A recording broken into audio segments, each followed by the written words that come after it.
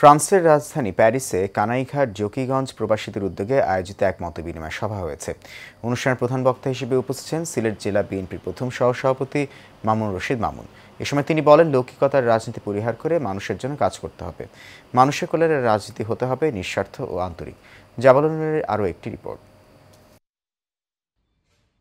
প্যারিসে কানাইঘাট জকিগঞ্জ প্রবাসীদের উদ্যোগে আয়োজিত এই মতবিনিময় সভায় সভাপতিত্ব করেন সিলেট জেলা বিএনপির ত্রাণ ও পুনর্বাসন বিষয়ক সম্পাদক এখলাসুর রহমান। সঞ্চালনে ছিলেন 8 পয়েন্টের প্রতিষ্ঠাতা ও দ্য জার্নাল পত্রিকার সম্পাদক ফয়সাল মাহমুদ। সবাইকে ছবি তোলার রাজনীতি থেকে সরে এসে, নিজের চেহারা ফেসবুকে দেখানোর রাজনীতি থেকে সরে এসে আমরা মাঠে কাজ করার রাজনীতিতে বিশ্বাসী হতে হবে। আলোচনায় বক্তারা প্রবাসীদের ভূমিকা, সংগঠনের ঐক্য, দেশের বর্তমান রাজনৈতিক পরিস্থিতি এবং গণতন্ত্র পুনরুদ্ধারের আন্দোলনে প্রবাসীদের সক্রিয় অংশগ্রহণের উপর গুরুত্ব আরোপ করেন।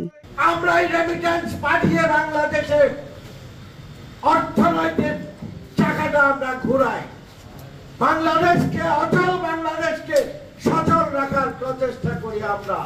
অনুষ্ঠানের শুরুতে ফ্রান্স বিএনপির সাবেক মুক্তিযোদ্ধা বিষয়ক সম্পাদক মোহাম্মদ ওমর গাজীর আত্মার মাগফিরাত কামনায় বিশেষ দোয়া পরিচালনা করেন ফ্রান্স যুবদলের সাবেক সভাপতি আহমেদ মালেক। এছাড়া সভায় বিশেষ অতিথি হিসেবে উপস্থিত ছিলেন ফ্রান্স বিএনপির সাবেক সাধারণ সম্পাদক এম এ তাহের এবং যুক্তরাজ্য বিএনপির উপদেষ্টা অধ্যাপক জাকি মোস্তফা টুটুল।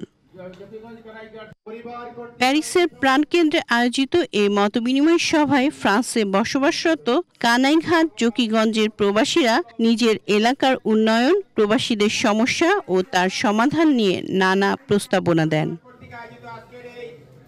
জাবালুন নূর, এশিয়ান টেলিভিশন।